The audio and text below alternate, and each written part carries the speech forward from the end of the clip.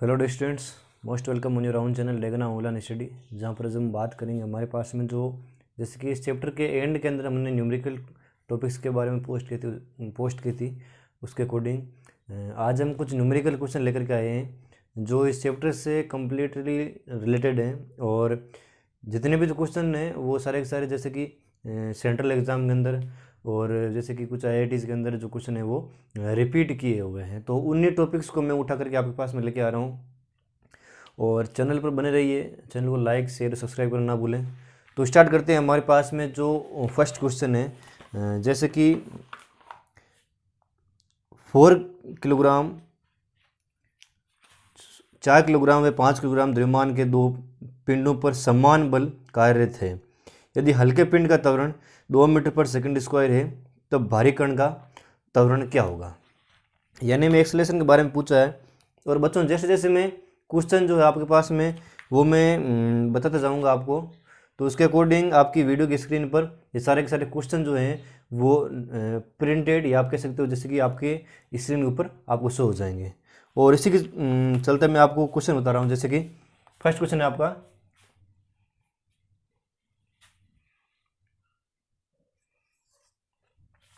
कि 4 किलोग्राम व 5 किलोग्राम के दो पिंडों पर समान बल कार्य रहते हैं। यानी कि हमारे पास जैसे कि दो पिंड जो है वो समान रूप से जुड़े हुए हैं। एक जो आपके पास में पिंड है वो है 4 किलोग्राम का और दूसरा है वो है 5 किलोग्राम का। दोनों के ऊपर जो बल लगेगा वो समान बल लगेगा F, और समान बल के कारण ये जो दोनों पिंड होंगे वो समान एक्सेलरेशन को प्राप्त कर लेंगे।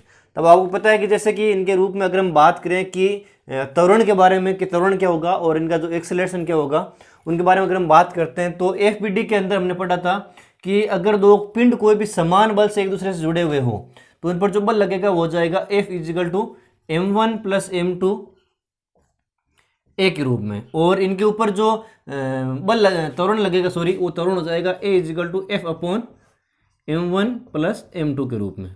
ठीक है बच्चों, ये एक ऑब्जेक्टिव क्वेश्चन है और इस ऑब्जेक्टिव क्वेश्चन के अंदर हम वैल्यू पुट करके देखते हैं कि F equal to M1 plus M2 के अगर बारे में बात करें तो 4 प्लस 5 kg और एक्सेलरेशन का जो मान हमारे पास में आ जाएगा कि ये जो पिंड है उन दोनों पिंडों के अंदर हमारे पास में दिया हुआ है कि हल्के पिंड का जो त्वरण होगा वो जाएगा 2 मीटर पर सेकंड स्क्वायर, तब भारी कण का जो त्वरण है वो आपके पास में क्या हो जाएगा। इस बात को आपको ध्यान में रखना है। ठीक है बच्चों, हल्के पिंड के आपके पास त्वरण की बात करते हैं तो जैसे कि यहाँ पर हम बात कर रहे हैं हल्के पिंड के लिए, ये हमारे पास माना कि जो हल्के पिंड का त्वरण है वो काम में हो जाएगा, काम में ले लेंगे हम इसको, वो है 2 metre per second square, 2 metre per second square. तो यहाँ पर हमने बात की जैसे कि 2 मीटर पर सेकंड स्क्वायर के अकॉर्डिंग हमने यहाँ पर वैल्यू है वो पुट आउट कर दी है। अब अगर हम बात करें क्योंकि समान बल कार्य रहते हैं तो उसके लिए हमारे पास में कितना जाएगा 18 न्यूटन का जो बल है वो इस पर लग जाएगा और त्वरण जो नया निकल के आएगा वो हमारे पास में हो जाएगा। देखिए आपके पास में A बराबर 18 न्यूटन बटा M1 प्लस M2 कितना हो जाएगा नो। तो यहां पर हम बात करते हैं जैसे कि A बराबर कितना आ जाएगा answer 2 metre per second square के रूप में। ठीक है बच्चों, जैसे कि यहां पर हमारे पास में हल्के पिंड का जो त्वरण है वो अगर हम लेते हैं जैसे कि सिंपल से आपको देखना है कि सबसे पहले बल जो लगेगा वो इस पर लगेगा, फिर ये जो बड़ा वाला जो ब्रैकेट है, जो बड़ा वाला मास है वो इस पर वापस बल लगाएगा। तो आप कह सकते हो जैसे कि ए के ऊपर जो बल हो जाएगा F माइनस आर बराबर M1A के लिए ये बल हो जाएगा, और फिर हो जाएगा R इजिकल टू M2A के लिए। सिंपल सी चीज है, FBD के अकॉर्डिंग करके देख लेते हैं हम तो कितना आंसर आ जाएगा। सबसे पहले F minus R equal to M1A है तो M1A सबसे पहले द्रव्यमान के बारे में बात करते हैं तो ये हो जाएगा 8। हो सकता है अगर कोई डाउट भी हो तो वापस करके देख लेते हैं, कोई दिक्कत वाली बात नहीं है। F माइनस आर है तो F माइनस आर, ठीक है, और कितना हो जाएगा F माइनस आर बराबर 8। यही चीज है प्रथम पिंड के लिए है तो प्रथम पिंड के लिए 8 ये न्यूटन। अब इसके लिए R इजिकल टू M2A है, M2A के बारे में बात करते हैं जैसे कि 5 इंटू ए के रूप में। 5 इंटू ए के रूप में बात करते हैं तो बच्चों कितना हो जाएगा आंसर आपके? 5 इंटू ए के रूप में बात करते हैं कितना हो जाएगा आंसर? आर इजिकल टू 5 है। ठीक है, तो आर इजिकल टू 5 है तो आंसर लिखिए जैसे कि एफ माइनस 5a बराबर 8। ठीक है, तो आंसर कितना जाएगा आपके पास में? 8 न्यूटन का बल है तो एफ बराबर, या आप कह सकते हो जैसे कि एफ बराबर 8 प्लस 5 है। 8 प्लस 5 है ये, तो ये आपके पास में आंसर जो है वो आपके सेटिस्फिकेशन के रूप में अलाउड नहीं है। क्यों? क्योंकि अगर हम बात करें जैसे कि यहां पर जो हमारे पास में सॉल्यूशन है वो सिर्फ और सिर्फ इसका ही आ रहा है, तो ये एक सेटिस्फिकेशन क्वेश्चन के अकॉर्डिंग हमारे पास में रिलेटेड नहीं है। क्यों? क्योंकि हमारे पास में यहाँ पर जो आंसर निकल रहा है वो हम दोनों के बारे में अगर एक मान के चलते हैं, माना कि ये हमने त्वरण ले लिया जो हमारे पास 2 मीटर पर सेकंड क्वेश्चन के अकॉर्डिंग दिया हुआ है वो, और दूसरा जो त्वरण है वो हम निकाल रहे हैं विथ क्वेश्चन। ठीक है, वह क्वेश्चन के थ्रू हम उसको निकाल रहे हैं, तो ये सॉल्यूशन आप कर भी सकते हो, लेकिन जो मेथड है उसके अकॉर्डिंग आपका आंसर जो इसमें सटीक रूप से नहीं आ रहा है। तो इसके अंदर ऑप्शन दिया हुआ है 2 मीटर पर सेकंड स्क्वायर का, तो 2 मीटर पर सेकंड स्क्वायर इसके अंदर ऑप्शन जो है वो सही हो जाएगा आपको। ठीक है बच्चों, अब आपके पास में नेक्स्ट क्वेश्चन है जैसे कि ऑप्शन बी सही है। ऑप्शन बी जो आपका वो सही है। इसमें थर्ड क्वेश्चन है कि यदि एक बल्लेबाज किसी गेंद को एक सीधी दिशा में गेंदबाजी तरफ गेंद को हिट करता है, जैसे कि कोई बैट्समैन है वो क्रिकेट खेल रहा है और क्रिकेट खेलते हुए क्या कर रहा है, जैसे कोई गेंदबाज है वो उसकी तरफ बॉल को थ्रो कर रहा है, तो जिस डायरेक्शन तरफ मतलब वो बल्लेबाज की तरफ फेंक रहा है, तो उसी डायरेक्शन में बल्लेबाज ने क्या किया, वापस गेंद को हिट कर दिया। तो हिट करता है तो इस गेंद के आवेग का मान क्या होगा यदि गेंद 12 मीटर पर सेकंड के प्रारंभिक वेग से चलती है तथा इसका द्रव्यमान 0.15 किलोग्राम है। तो हमें नोट आउट करना है इस क्वेश्चन के सॉल्यूशन को फाइंड आउट करना है। ठीक है बच्चों, क्वेश्चन नंबर 2 है, हमें पता है कि जो गिवन चीजें क्या क्या है कि गेंद का द्रव्यमान, गेंद का द्रव्यमान क्या है 0.15 किलोग्राम है। गेंद का प्रारंभिक वेग कितना है, गेंद का प्रारंभिक वेग है 12 मीटर पर सेकेंड। जिस वेग से गेंद जा रही है उसी वेग से वापस आ रही है, तो प्रारंभिक वेग 12 मीटर पर सेकेंड हो जाएगा और गेंद का अंतिम वेग कितना हो जाएगा, गेंद का अंतिम वेग हो जाएगा 12 मीटर पर सेकेंड। ठीक है, अब आवेग के बारे में बात करते हैं। तो आवेग का जो फॉर्मूला है वो 3 तरह का होता है, I equal to F into T, और इसके अकॉर्डिंग हम देख सकते हैं कि एम वी माइनस यू के रूप में। ठीक है, सारी चीजें जो आपके पास में आ जाएगी। ये सॉल्यूशन नहीं लेना है, सॉल्यूशन लेना है ये वाला। तो I इजिकल टू हो जाएगा एम वी माइनस यू, क्योंकि प्रारंभिक वेग, अंतिम वेग और द्रव्यमान तीनों चीजें इसके अंदर आई हुई है। इंपल्स के अकॉर्डिंग ये, तो 0.15 इंटू वी का मान है 12 माइनस और जैसे कि अब आपको एक बात ध्यान रखनी है कि हमेशा ही जो क्वेश्चन के अंदर दिया हुआ है कि गेंद का प्रारंभिक वेग, जिस गेंद वेग से बॉल थ्रो हो रही है उसी से वापस आ रही है, वेग इक्वल में लेकिन डायरेक्शन अपोजिट है। तो डायरेक्शन जब अपोजिट हो जाएगी कितना हो जाएगा, इसका आंसर माइनस हो जाएगा। उसी वेग से आ रही है तो अंतिम वेग हो जाएगा इसका -12, तो -12 ठीक है बच्चों, कितना हो जाएगा 0.15 माइनस 24। ठीक है बच्चों, कितना आंसर हो जाएगा, इंटू करके देखिए।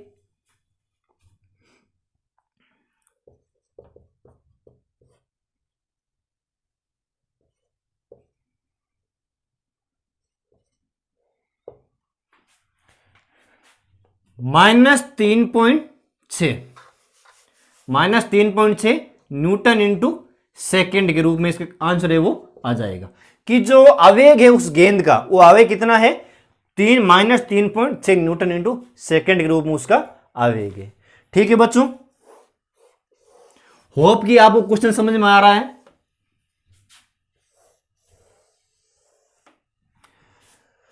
स्क्रीनशॉट भी साथ साथ में लेते जाएं ताकि आपको आसानी हो कि किस प्रकार से क्वेश्चन है वो सोल्व हो रहा है और किस प्रकार से नहीं हो रहा है, कौन कौन सी वैल्यूज पुट कर रहे हैं हम। ठीक है बच्चों, तो आगे देखिए कि फोर्थ क्वेश्चन है कि यदि किसी रॉकेट का 20 सेकंड के लिए प्रक्षेपण किया गया है, मात्र 20 सेकंड के लिए प्रक्षेपण किया गया है या प्रक्षेपण किया जाता है, यदि इसका द्रव्यमान, रॉकेट का द्रव्यमान दिया हुआ है 2 × 10⁴ किलोग्राम है तथा यह 5 × 10⁵ न्यूटन बल से प्रक्षेपित होता है, तो 20 सेकंड के अंत में इसका वेग कितना होगा, यह हमें बात ध्यान रखनी है बच्चों। ठीक है, तो सबसे पहले हम बात करते हैं जैसे कि यदि किसी रॉकेट का 20 सेकंड के लिए, थर्ड क्वेश्चन है रॉकेट का प्रक्षेपण समय कितना है, 20 सेकंड।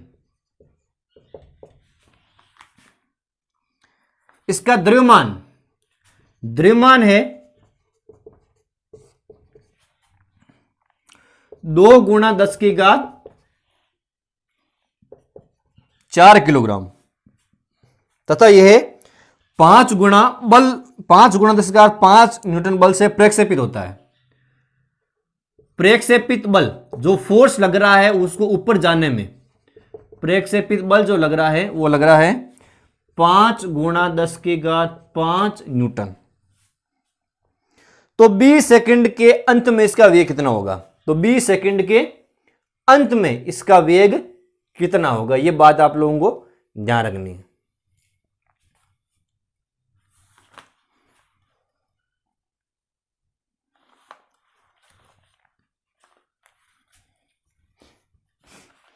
ठीक है बच्चों, 20 सेकंड के अंत में इसका वेग कितना होगा, यह बात आपको ध्यान रखनी है। तो देखिए कि रॉकेट के अंदर हमारे पास में दिया क्या क्या गया है, प्रक्षेपित बल, द्रव्यमान और समय। 20 सेकंड के अंत में इसका वेग कितना होगा वो बात आप लोगों को ध्यान में रखनी है। ठीक है बच्चों, सबसे पहले हमेशा आपको ध्यान रखनी है एक बात कि हो सके तो उसके लिए F × T = mv - u के रूप में इस क्वेश्चन को सोल्व करना आपको। इसके अलावा कोई सा भी पार्टीशन आपको यूज में नहीं लेना है। ठीक है, तो प्रक्षेपित बल का मान हमारे पास में दिया हुआ है 5 × 10⁵ न्यूटन। समय का मान दिया हुआ है 20 सेकंड बराबर। द्रव्यमान का मान दिया हुआ है 2 × 10⁴। ठीक है बच्चों, और v - u की जो हमारे पास में वैल्यू है वो हमें प्राप्त करनी है। या इसमें दिया हुआ है कि 20 सेकंड के अंत के अंदर इसका जो वेग होगा वो कितना होगा, उस बात को हमें ध्यान में रखना है।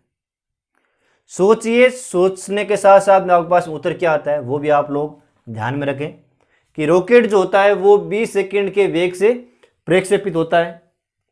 प्रक्षेपण के पश्चात में उसके पास में जो कंप्लीट वैल्यू होगी वो कितनी हो जाएगी, वो भी आप लोगों को ध्यान में रखनी है। सॉल्यूशन आपके पास में आवेग के अकॉर्डिंग दिया हुआ है कि F × T जो हमारे पास में सॉल्यूशन है, तो सॉल्यूशन के अकॉर्डिंग हमें वैल्यू निकालनी है।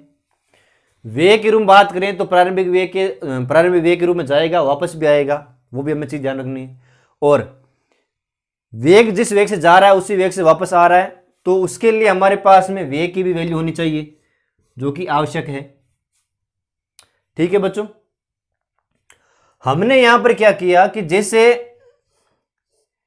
हमारे पास में कंप्लीट जो वैल्यूज है, जैसे कि ये वैल्यूज आ गई आपके पास में, या इसके आगे जो हमारे पास में वेग की वैल्यूज हो जाएगी ये वाली v - u वाली। तो इस वैल्यू के लिए हम बात करते हैं जैसे कि 20 सेकंड के अंत में जाकर के वापस आएगा, ये क्या क्या दिया हुआ है कि तो 20 सेकंड के अंत में इसका वेग कितना होगा वो वैल्यू हमें ज्ञात करनी है। तो उसके लिए क्या करना पड़ेगा कि सबसे पहले एक तो इसको मल्टीप्लाई कर लो पहले,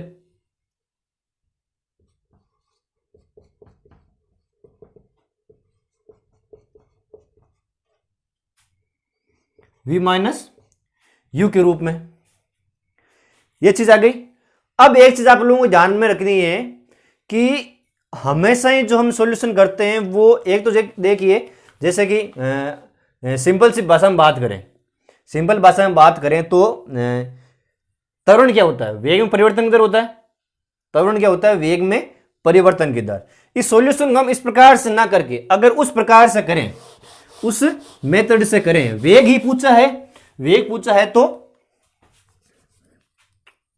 एफ बराबर कितना होता है, एम में, और ए की वैल्यू होती है एफ अपॉन ए के एम के रूप में। ए बराबर कितना हो जाएगा, एफ की वैल्यू है 5 गुणा 10 की घात 5/2 इंटू 10 की घात 4। ए बराबर हो जाएगा आपके पास में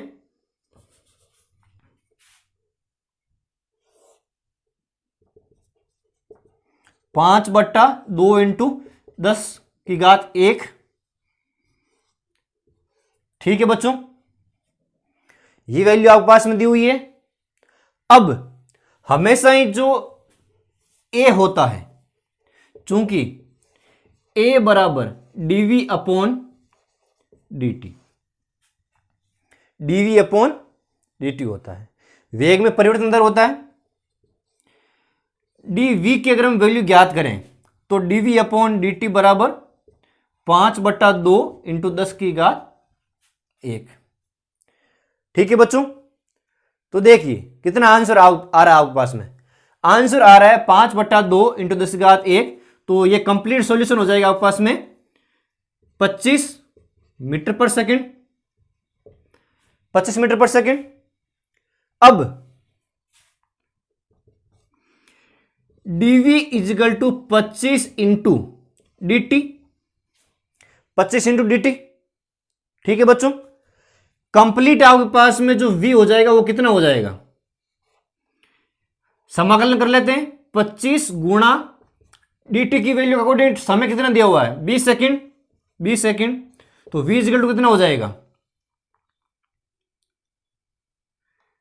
50 और 500, 500 मीटर पर सेकंड के रूप में इसका आंसर है वो आ जाएगा। किसका आंसर आ जाएगा कि रॉकेट का जो 20 सेकंड के अंत में वेग है वो कितना है, 20 सेकंड के अंत में 500 मीटर पर सेकंड के रूप में। यह आंसर आ रहा है बच्चों। एक बार तीनों क्वेश्चन के अकॉर्डिंग, जो मैं तीनों क्वेश्चन बोल रहा हूं उन क्वेश्चन के अकॉर्डिंग आपको ये वैल्यूज ध्यान में रखनी है कि कंप्लीट जो प्रोसेस है उस प्रोसेस के अंदर आपके जैसे कि कितना किस प्रकार सॉल्यूशन है वो हो रखा है, किस प्रकार से नहीं हो रखा है, उसके बारे में। ठीक है बच्चों,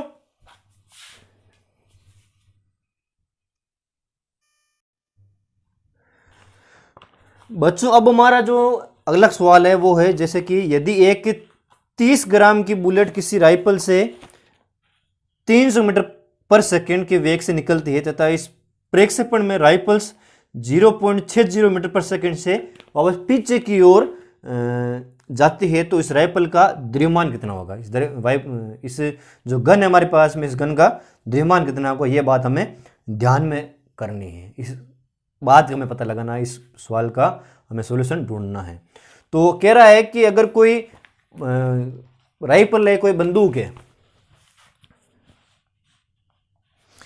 उस राइफल के अंदर जैसे कि 30 ग्राम की जो बुलेट होती है, नेक्स्ट क्वेश्चन है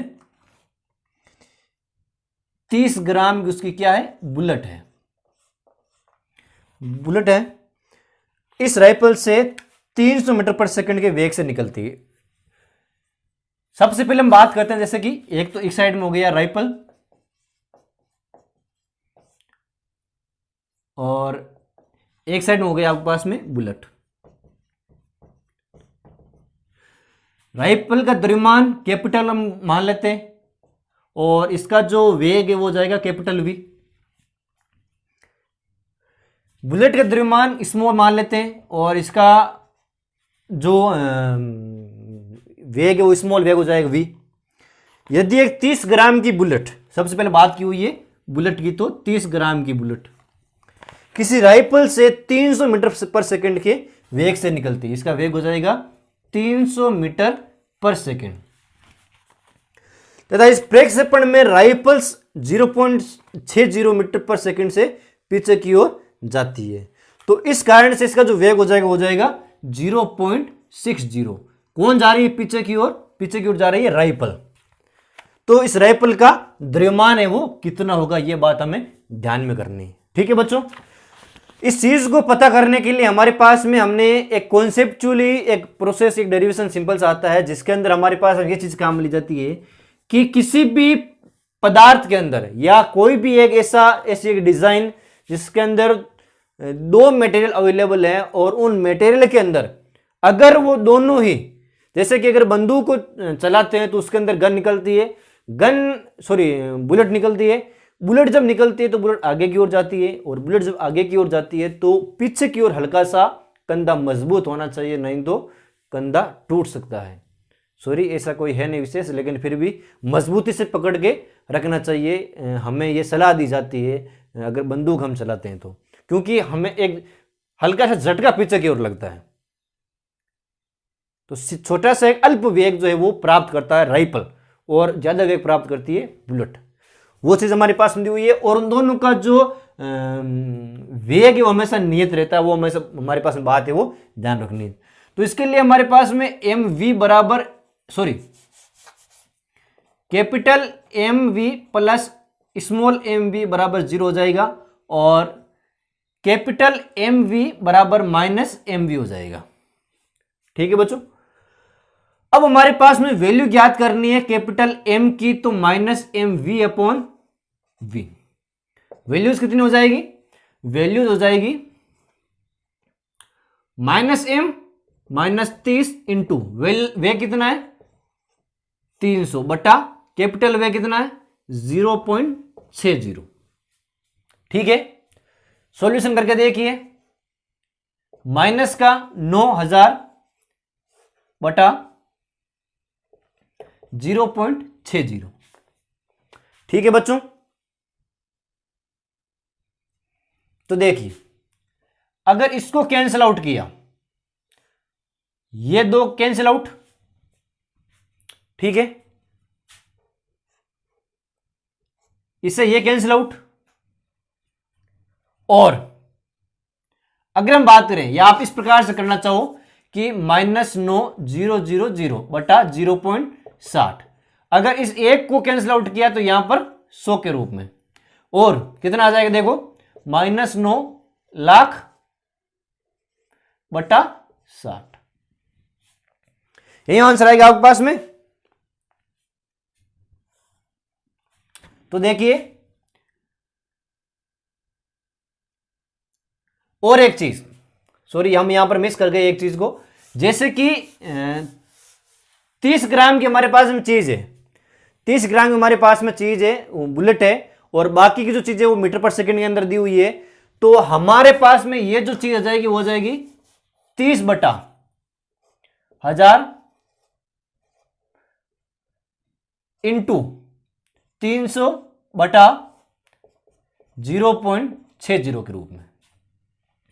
ठीक है बच्चों, तो देखिए माइनस का 9000 बटा 1000 इंटू 0.60, ये कैंसिल आउट होने पर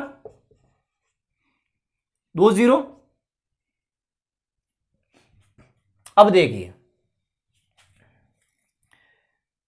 3 से 3 कैंसिल आउट और 2 पीछे बच गए, तो माइनस का 900 बटा 60, ये कैंसिल आउट होने पर 0, और माइनस का 15 किलोग्राम।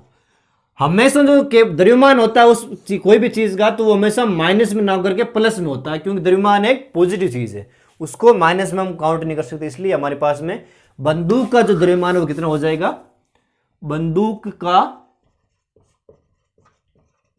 द्रव्यमान कितना हो जाएगा 15 किलोग्राम। 15 किलोग्राम क्या हो जाएगा बंदूक का द्रव्यमान। ठीक है बच्चों, अब हम बात करेंगे नेक्स्ट क्वेश्चन के अंदर कि यदि एक कार, होप की चीज आपको अंडरस्टैंड हो जाए, एक सिंपल सा जो सूत्र है वो ये ध्यान रखना है, दोनों का जो वेग हो जाएगा, दोनों की जो वेग और द्रव्यमान की मात्रा हो जाएगी वो नियत हो जाएगी, निश्चित हो जाएगी। तो या आप कह सकते हो कि दोनों के वेगों का या द्रव्यमान के गुणनफल का योग जो है वो हमेशा 0 होता है। अगला क्वेश्चन आपके पास में है कि यदि एक कार जिसका द्रव्यमान 1000 किलोग्राम है एक 9000 किलोग्राम की लोरी के साथ टकराने पर 30 मीटर पर सेकंड से पीछे हटती है, तो दोनों वाहन कब जाम होंगे? इस स्थिति का वेग ज्ञात करें।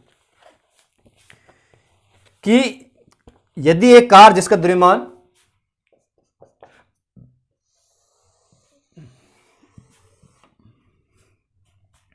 यहां पर एक कार और यहां पर एक कोई ट्रक या लोरी, ट्रक या लॉरी, कुछ भी आप कह सकते हो। कार जिसका द्रव्यमान है 1000 किलोग्राम, द्रव्यमान है 1000 किलोग्राम, और 9000 किलोग्राम की एक लॉरी, इसका द्रव्यमान कितना हो जाएगा? 9000 किलोग्राम।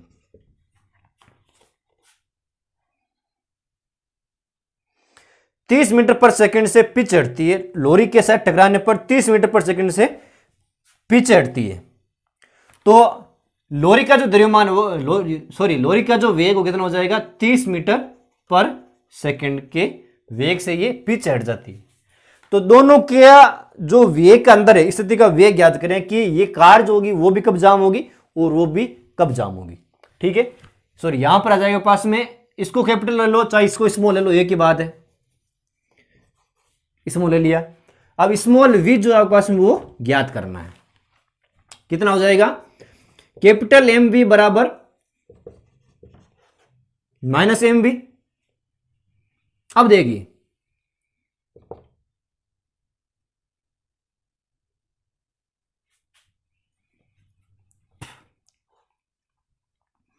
नौ हजार इंटू कितना आ जाएगा?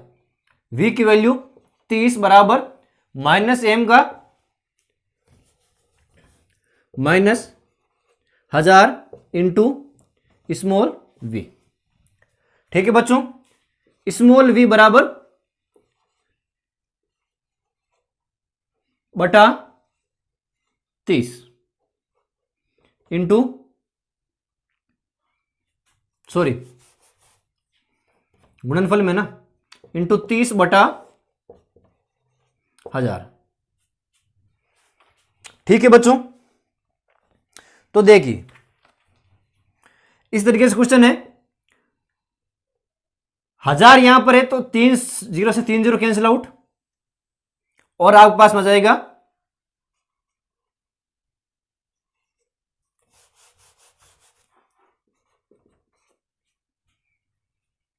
जैसे कि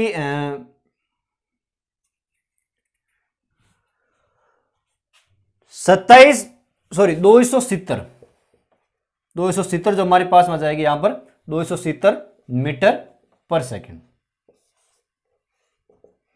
ये आंसर जो आ रहा है, इस आंसर को आपको ढंग से देखना है कि किस प्रकार से सॉल्यूशन जो है वो सही है या नहीं है।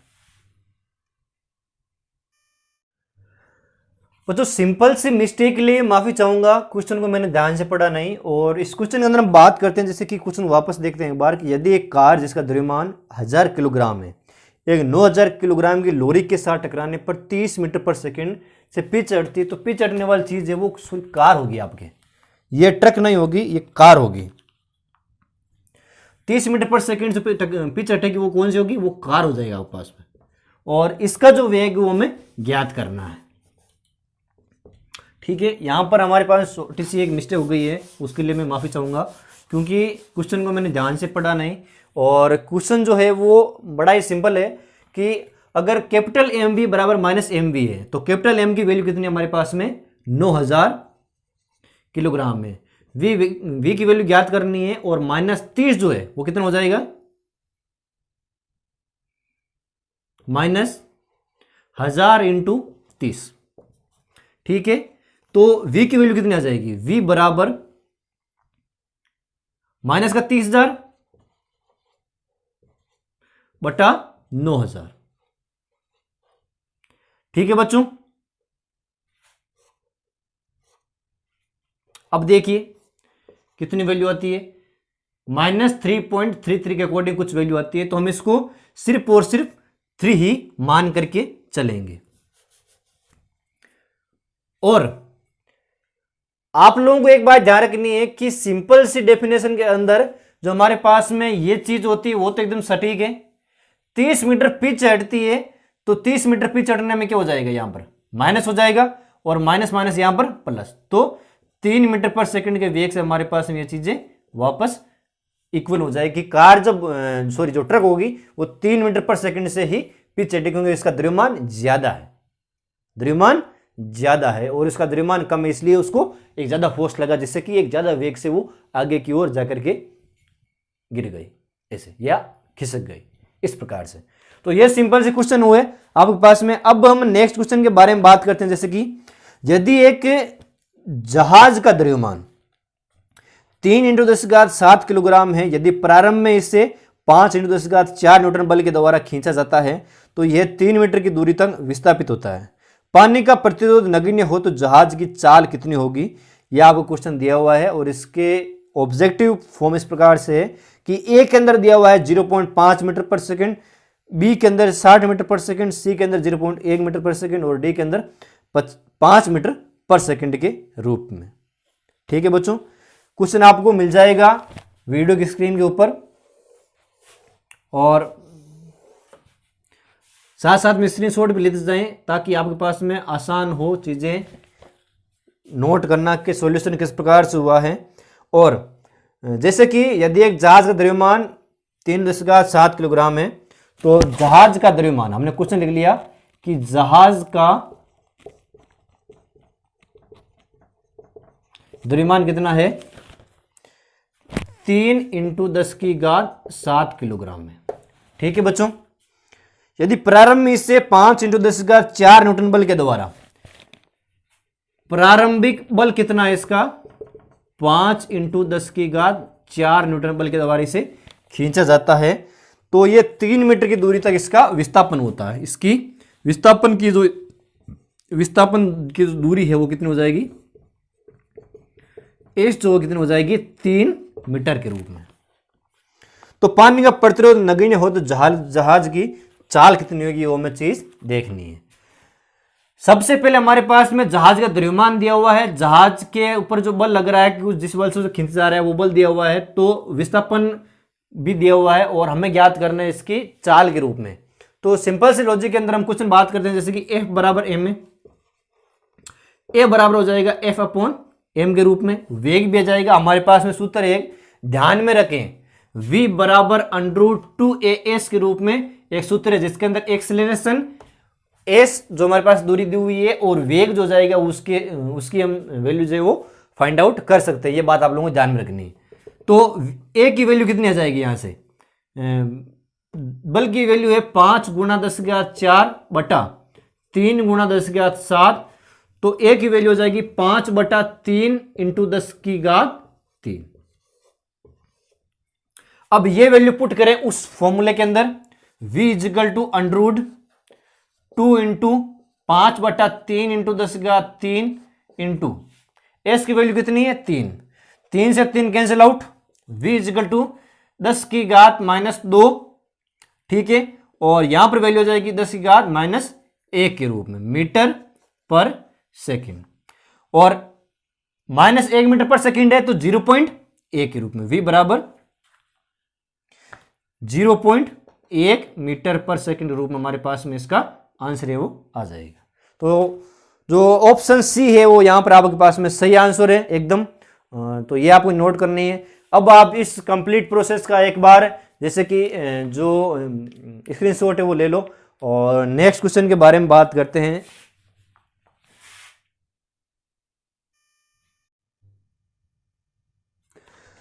बच्चों अब आपका ये सेकंड लास्ट क्वेश्चन है और इसके बाद में एक क्वेश्चन और है तो उसके बारे में बात करेंगे। जैसे कि आपके पास में क्वेश्चन है नेक्स्ट कि यदि एक 80 किलोग्राम का आदमी लिफ्ट में खड़ा है और लिफ्ट ऊपर की ओर एक समान त्वरण 5 मीटर पर सेकंड स्क्वायर से गति कर रही है तो पैमाने पर बल का मापन कितना होगा? यदि जी का मान जो है हमारे पास में गुरुत्व त्वरण का मान जो है वो 10 मीटर पर सेकंड स्क्वायर के रूप में दिया हुआ है। और ऑप्शनल एक क्वेश्चन है, ये ऑब्जेक्टिव क्वेश्चन है। तो ए का मान है 0, बी का मान है 400 न्यूटन, सी का मान है 800 न्यूटन और डी का मान है 1200 न्यूटन के रूप में।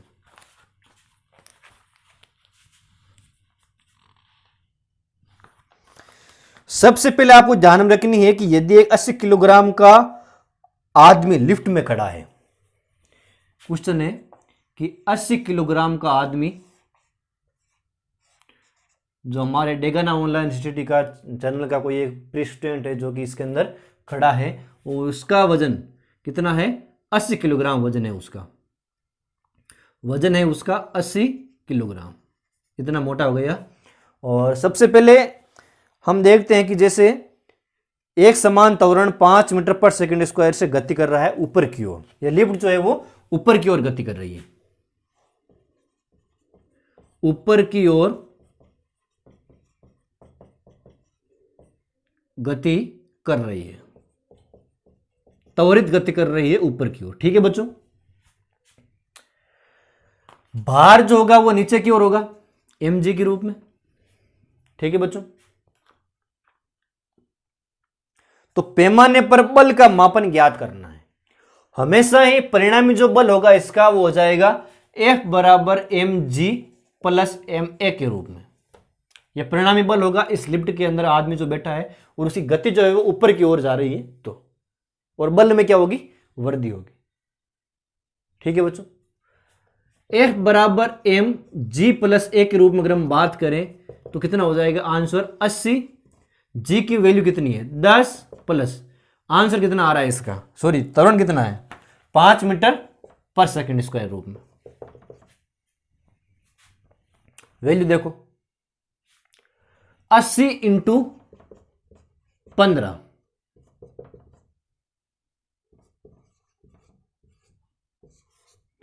उस पर बल लगने वाला बल कितना है, उस पर लगने वाला बल है 1200 न्यूटन का बल उस पर लग रहा है।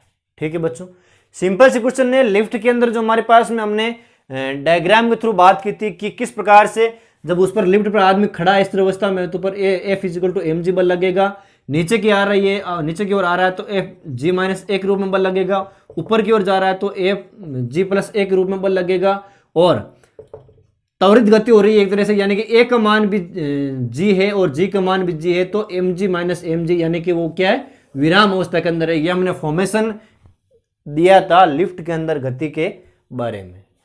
ठीक है बच्चों, ऑप्शन आपका डी इसके अंदर राइट हो जाएगा।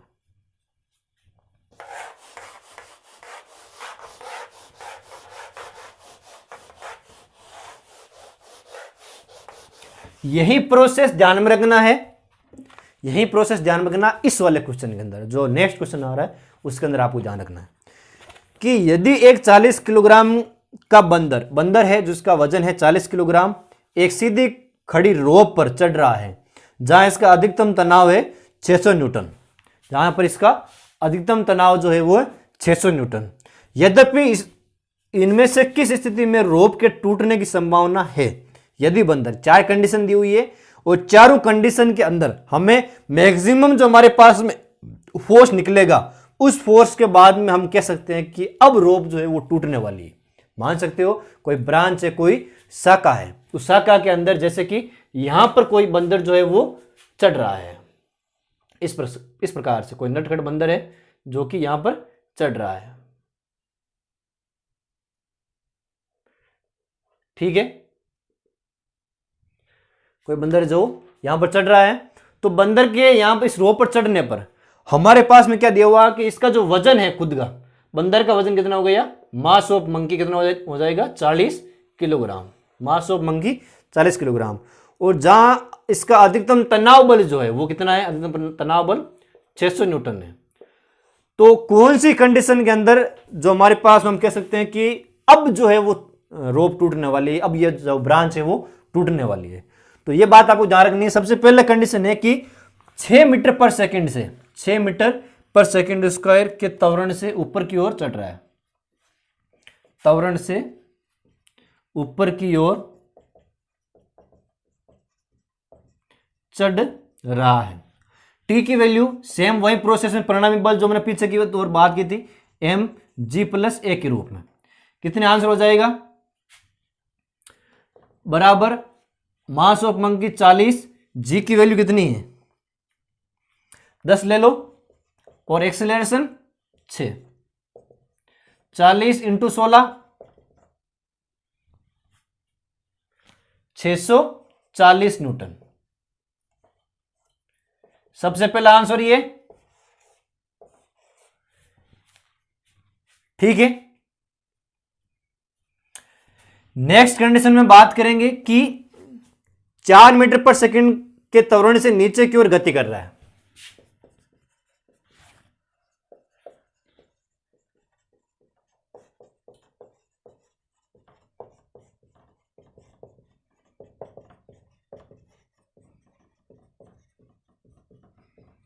4 मीटर पर सेकंड स्क्वायर की त्वरण से क्या कर रहा है, नीचे की ओर गति कर रहा है। तो नीचे की ओर जब गति कर रहा है तो उस कंडीशन में जो आपके पास में तनाव का मान होगा वो कितना हो जाएगा, mg-a के रूप में कितना हो जाएगा 40 10 - 4 t बराबर कितना हो जाएगा 40 × 6 बराबर 240 न्यूटन टी की वैल्यू। एक समान चाल 5 मीटर पर सेकंड से ऊपर की ओर गति कर रहा है, एक समान चाल।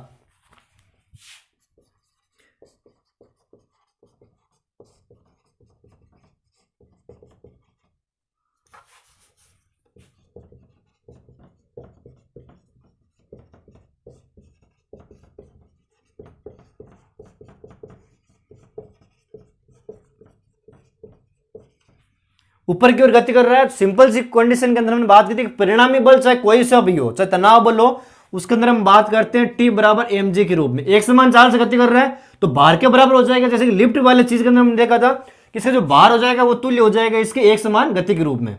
तो टी बराबर हो जाएगा 40 × 5 कितना हो जाएगा, टी बराबर 200 न्यूटन। और गुरुत्व के अधीन स्वतंत्र रूप से गति कर रहा है।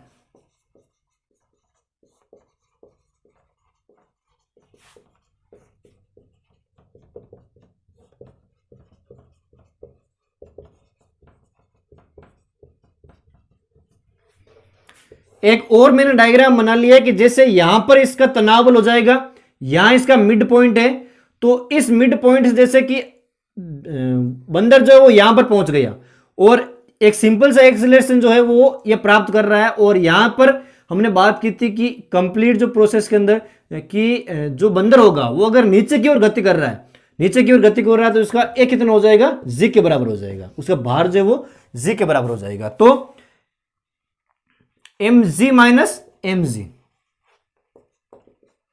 कितना हो जाएगा, mg के बारे में बात की थी 200 - 200 टी बराबर 0 न्यूटन।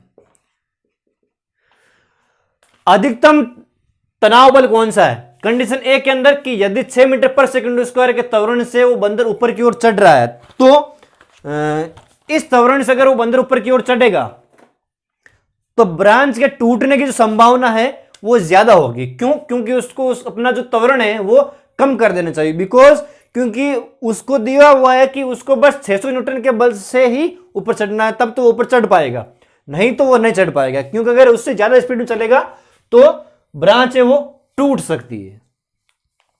ठीक है बच्चों, आप एक बार कंप्लीट जो नोट्स है, कंप्लीट सॉल्यूशन है, उसका स्क्रीनशॉट ले लो और अच्छे से समझ पाओ ताकि किस प्रकार से क्वेश्चन हो रहे हैं, किस प्रकार से नहीं हो रहे। और एक मोस्ट बात कि आगे वाले जो क्वेश्चन आएंगे या हो सकता है कि गति के जो चैप्टर हैं, चाहे मोशन इन ए प्लेन हो, चाहे लॉज ऑफ मोशन हो, ये क्वेश्चन आपके पास में आईआईटी के अंदर या किसी भी कंपटीशन एग्जाम के अंदर फिक्स है, पूछा जा सकता है। ध्यान में रखना सिंपल सी कंडीशन, और लिफ्ट के जो कॉन्सेप्ट है वो आप ध्यान रखना, बाकी चीज अपने आप ही आपके हो जाएगी। ठीक है बच्चों, आज के लिए इतना ही, और होप कि आपको ये वीडियो पसंद आया, उम्मीद करता हूं। और जल्द ही आपके पास में जो नेक्स्ट जो जैसे कि 12th के बारे में हमने वीडियोस काफ़ी दिनों के अपलोड नहीं किए, तो अब से हम 12th के वीडियो जो हैं वो अपलोड करेंगे। तब तक के लिए विदा, और जय हिंद, जय भारत।